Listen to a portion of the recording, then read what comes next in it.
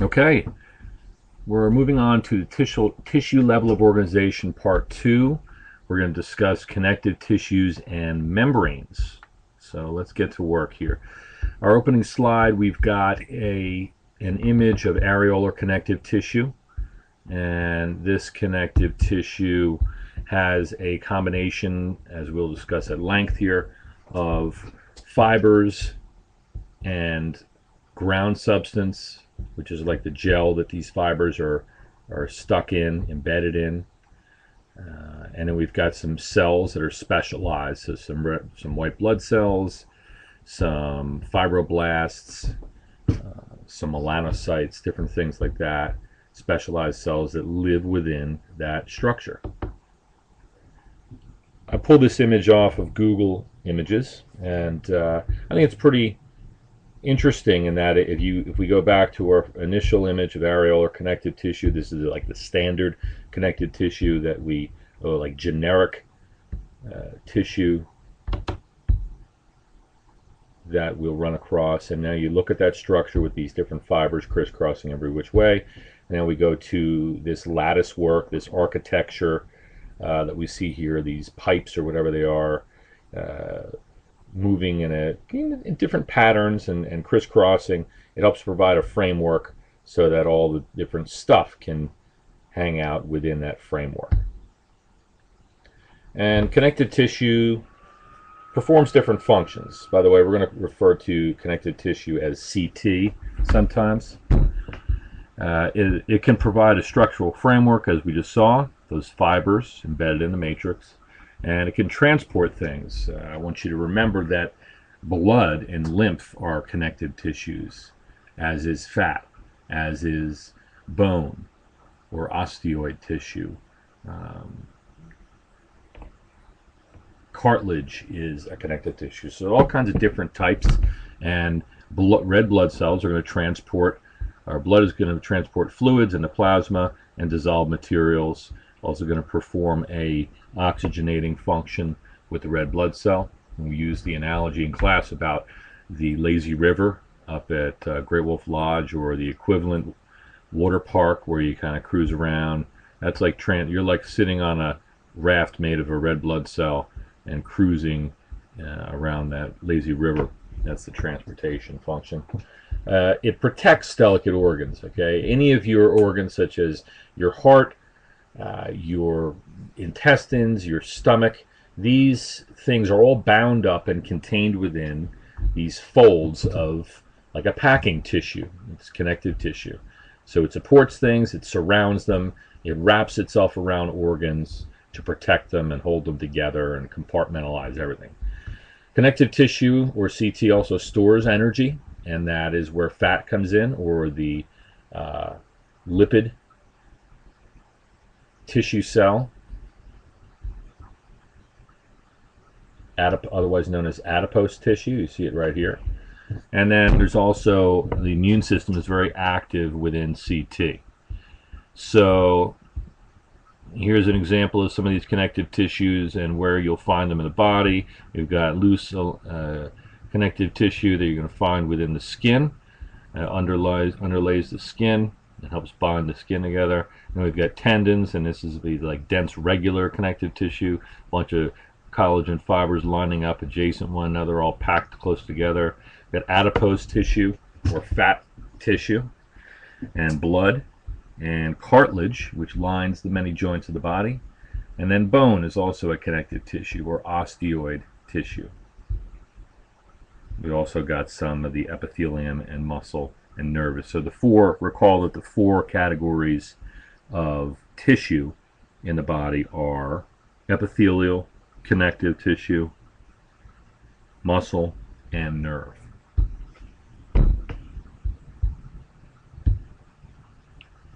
What is connective tissue made of? Okay, we've got those fibers and matrix and specialized cells. Here are some examples of them, or some example of those specialized cells. And right here we've got a macrophage, and this is like a Pac-Man cell. It's not going to look real good, but macrophage right there is like a Pac-Man cell, and the fibroblast hangs out. It anchors in there, and it produces these fibers. It spits out these fibers like collagen and elastic fibers. Then we got some fat cells in there, and we've got blood cells in there. There's a white blood cell called a neutrophil, and a mast cell which mediates inflammation, a lymphocyte, which is also part of the inflammatory response, and the humoral immune system, where hormones get involved. So there are specialized cells, and there's also fibers and ground substance. Those are the three things you're going to find in CT. Here's another image. We've got fibers, ground substance, and specialized cells.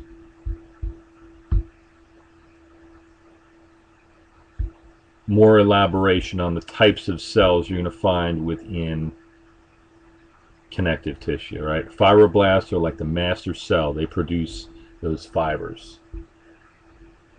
Macrophages are the Pac-Man cells that gobble up bad guys, waste, bacteria.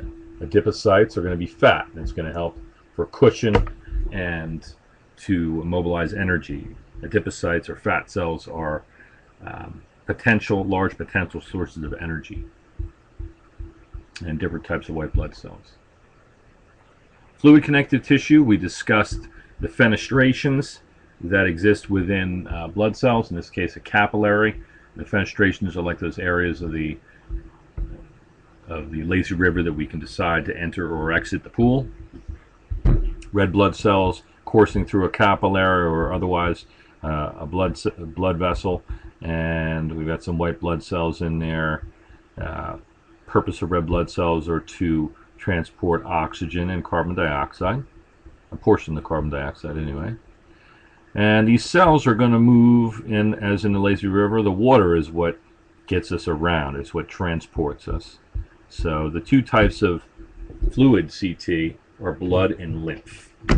The lymphatic system essentially filters the blood, cleanses it. Supportive connective tissue, some examples of that are cartilage and bone. You think about these things that perform cushion functions and lubricating joints and make bones strong. These cell populations in supportive CT are not as diverse. They're basically cells that produce matrix and fibers. They tend to be denser, as is the case with bones, very dense, and cartilage as well. It's a little bit softer, but these are supportive connective tissue types. Some more fiber types that you're going to run across within connective tissue. There's collagen, which are thick, often colored pink when stained on a slide preparation. Reticular fibers are the very small ones there that you're going to see, like right in here. Those are reticular fibers. And then elastic fibers are kind of the middle of the road. And this is an example of an elastic fiber. Different diameter fibers, different dimensions, different strength, different function. Elastic fibers are going to tend to have a lot of elasticity and stretch to them. Collagen fibers are going to be stronger. Think of them as maybe rubber bands and ropes, respectively. Mesenchymal tissue, connective tissue, is embryonic. So if we were to study the tissues that arise first in the fetus, connective tissues, all of the connective tissues arise first from mesenchyme. Different classifications of CT. Okay, there's loose connective tissue, and then there's dense. These are all dictated by the fiber orientation and how dense structures are packed in there. And so an example of loose CT is going to be this areolar connective tissue. This is the common, wrapping paper that we're going to wrap our organs in, and this is a generic CT. And then dense connective tissue is an example of a tendon here.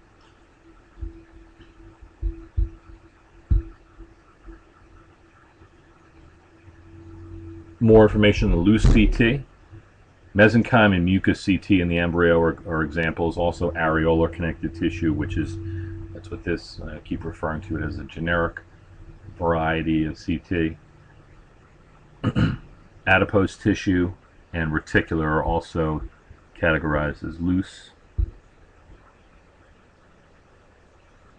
Mesenchyme in the embryo, areolar connective tissue, cells, ground substance, and the fibers. Example of adipose tissue, very unmistakable. So remember that these are called, each of these cells are called a lipocyte, and it's a fat cell, and this is lipid. This cell is full with all these lipids, fatty acids. And there's the cell membrane. Sometimes you'll see a nucleus along the side. So here's an example of a nucleus.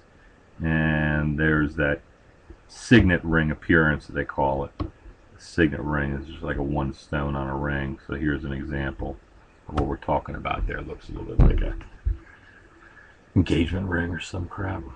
There's white fat and brown fat. I mentioned in class that brown fat is something that certain hibernating animals possess a lot of, because they can not eat for 6 months. Like in the case of a bear, they hibernate for the winter, right? So they are able to do that with brown fat, mobilize it for energy during the time that they're hibernating, and then come out and they're angry, they're pissed, and that's because they haven't eaten in a while. But that brown fat has sustained them. Reticular connective tissue, got reticular fibers within, and the reticular cells embedded. There's a couple white blood cells you're going to find in there as well. Example of dense connective tissue, there's dense regular and irregular. This is dense regular, where all the fiber types are kind of packed very tightly, layered right on top of one another. All right. Whereas dense irregular, the fibers are going to face all directions. They're going to kind of move around and orient any which way, or seemingly any which way. But then, whereas the tendon, if this was a tendon, it's going to pull, it's going to be strong mainly in these directions, kind of east to west. Whereas a dense irregular, it could be strong in all these different directions. But this is pretty unmistakable type of CT. Dense regular, as in a tendon, your Achilles tendon, your patellar tendon. Blood and lymph. There's a depiction of a lymph node here. And these are called lymph vessels, these tubes that are coming in. And these tubes have valves, as you can see right here, that'll facilitate one-way flow. So these lymph nodes, they filter the blood. So there's some of that fluid will come in, and the lymph nodes here are basically congregations of these white blood cells, lymphocytes. And if they see some foreign material like a bacteria or other foreign particle, they will tag it and destroy it so that we can rid the body of some of their junk. So what should come out of the other end is going to be clean fluid. Also, here's an example of, so the blood supply comes in here, and it's going to enter the lymphoid tissue, the vicinity of lymphoid tissue, and then all that filtered blood is going to come out this way. So that's how they work, and so that's how you know if you've got a tender and swollen lymph node, then you might say, okay, I have a sign or symptom of infection. So these lymph nodes are all over the body. Most notably, they're palpated underneath the jaw, around the neck, around the clavicle. We've also got them prominent lymph nodes around the elbow, on the back of the head, your suboccipital region, your groin, the inguinal area. all areas that you might run across lymph nodes.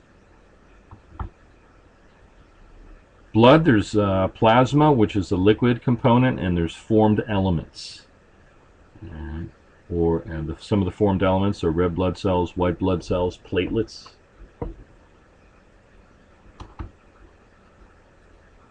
The blood is going to be oxygenated in the lungs, and it's going to be pumped via the left ventricle to the system, all the cells in the body. And then those cells that drop, once they drop off their oxygen and nutrients, they're going to enter the venous system and return to the heart, and then they're going to be pumped from the right ventricle to the lungs to reoxygenate, and the cycle continues. Here's an example, an illustration of the arterial system and its complementary venous system, the cardiovascular system we call it. Right? So definitely key to remember that blood, or the heart, arteries carry blood away from the heart, and veins bring the blood back to the heart. Another image of lymphocytes, lymphoid tissue.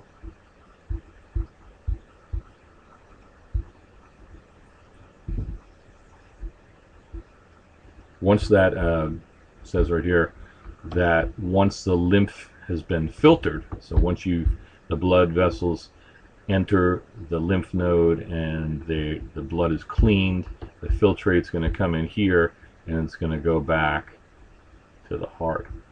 It's going to enter the cardiovascular system, and we're going to salvage that fluid that has just been cleaned, the blood that we just cleaned.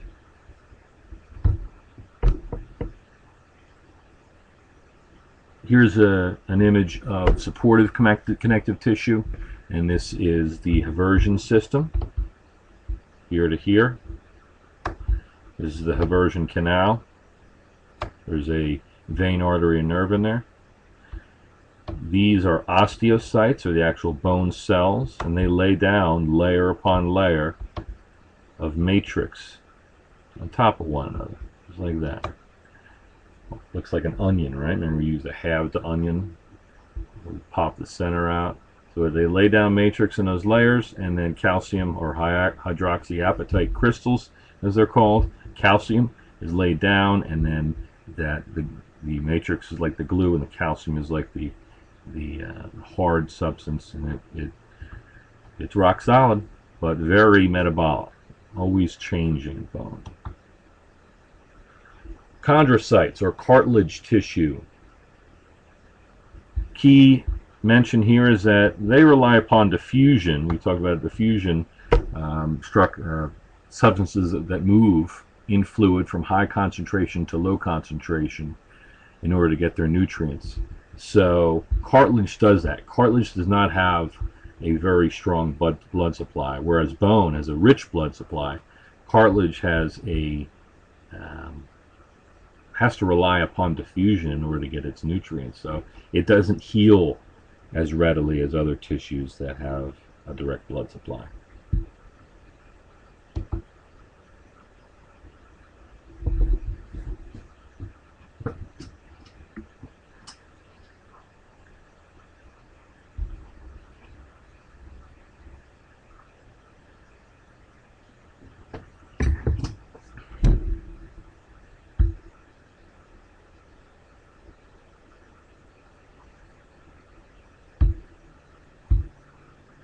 I don't know what was up with that slide. Let's skip over it, shall we? Cartilage matrix is going to be comprised of some substances called chondroitin sulfates, and you see we talked about this looking like a little caterpillar. This structure here looks like a little caterpillar, and all these little branches that come off that are fuzzy. That's chondroitin sulfates, and those are used to form proteoglycans. This is what the cartilage matrix is made of, and if we could zoom in on it many times, we can see that this is basically the building blocks of cartilage. Another image of chondrocytes, or cartilage tissue, the cells within cartilage tissue. Remember I told you that the cells kind of look like owl eyes. The cells sit within lacunae, and they kind of look like an owl's eyes. So you see a bunch of those paired up here. Cartilage slides often will stain purple and pink like this. There are three types of cartilage. There's hyaline, which line the joints of the body. There's elastic cartilage, which basically the difference is that it has elastic fibers embedded in it. And there's some fibrous cartilage. Now, fibrous cartilage is going to be what our intervertebral discs are comprised of. And it's going to have a lot more fibers which are resistant to shear, and it's going to limit our movement a little bit. But fibrous cartilage is very strong. Osseous tissue, here's the Haversian canal, the Haversian systems that we see, like cross-cut onions, the osteocytes within those lamellae. The lamellae are like those layers of the onion going around and around, concentric layers. Here we can see that the bone has a very rich blood supply, and there are little holes where blood vessels are able to enter into the shaft of the bone, or what we know as the diaphysis. And this is what the internal structure is like. If we look at these osteocytes, they communicate to one another in what's called these canaliculi. The canaliculi are these passageways and where nutrients and messages are sent from cell to cell. And here's a really good up-close image of it. Looks like an eyeball. Here's the cell nucleus and the membrane and the lacunae in which it lives. It's like a little cave. You could think of that as lacunae like cocoonae, because the cell is cocooned up and stuck into in this little area, this little nook in the bone, and then calcium salts are going to lay down along with collagen fibers as well.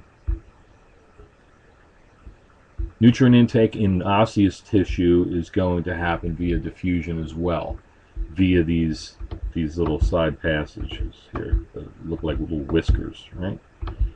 And those are the canaliculi. Talked about the periosteum right here. This structure right here, you can see that it's got arteries and veins in there. It's also got nerves, free nerve endings in the periosteum. Periosteum is the skin of the bone, and it is pain sensitive. The rest of the bone and the rest of your internal organs do not have nerves in them, sensory nerves that would transmit pain. Connective tissue also is what membranes are comprised of. So they form a barrier. We talked about the membranes in terms of the heart. Different membranes. There's a serous membrane that's around the heart, and then there's a visceral membrane that's right on the surface of it, and then there's a parietal membrane that is going to be against the wall of the heart, and there's a potential space within there that has some lubricating serous fluid, and that's going to decrease friction. There are going to be four types of physical barriers that are facilitated by CT. There's a mucus barrier, where the little goblet cells going to spit out mucus and line, let's say, the intestinal wall. And there's a serous fluid that also provides a barrier. It's thinner than mucus. And then there's cutaneous barrier, which is basically skin. And then there's the synovium, and the synovium is like a covering that lines the joints. We call them synovial joints. There's a good look at our mucous membranes in the nasopharynx, or our nasal passages right here. The mucosa is going to line this, and that's going to secrete mucus. So that a good example of that is on a cold day. Why does our nose run? Because we're on a cold, dry day in the wintertime, let's say, we're trying to humidify the air that we breathe in so that it doesn't hurt our lungs, and so we can oxygenate our tissues. So this is going to secrete mucus, and we're going to protect that skin in that area by doing that. We just have to blow our nose every once in a while. And the type of connective tissue in the mucous membrane is going to be areolar, most likely. There's an image of the serous membrane. Again, if this is a cardiac muscle, the serous membrane is right on the surface of that structure.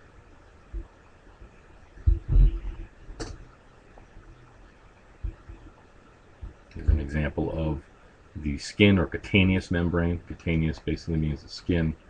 There's a membrane that overlies the surface of it to protect it. You want to know that the skin is your largest organ. And then a synovial membrane is going to be within the joint. See this blue structure here that I'm coloring in blue over. The synovial membrane is going to secrete synovial fluid, which is going to be like a WD-40 or like a grease for the knee. It's going to keep the knee lubricated. All the organs within, in this case, the abdominopelvic quadrants, all these guts in here are going to be lashed together and connected by connective tissue to protect them, to hold them together, forming an anatomic framework. I want to point out there's different layers of fascia. Here we've got deep, superficial to deep rather. This is going to be the outermost layer or superficial, and then below that each of these layers is going to have different characteristics in order to protect the muscle in this case. So they call that superficial fascia. And then there are deeper layers of fascia, something called subserous fascia. Almost looks like a spider's web. And that's all we have for connective tissue part 2.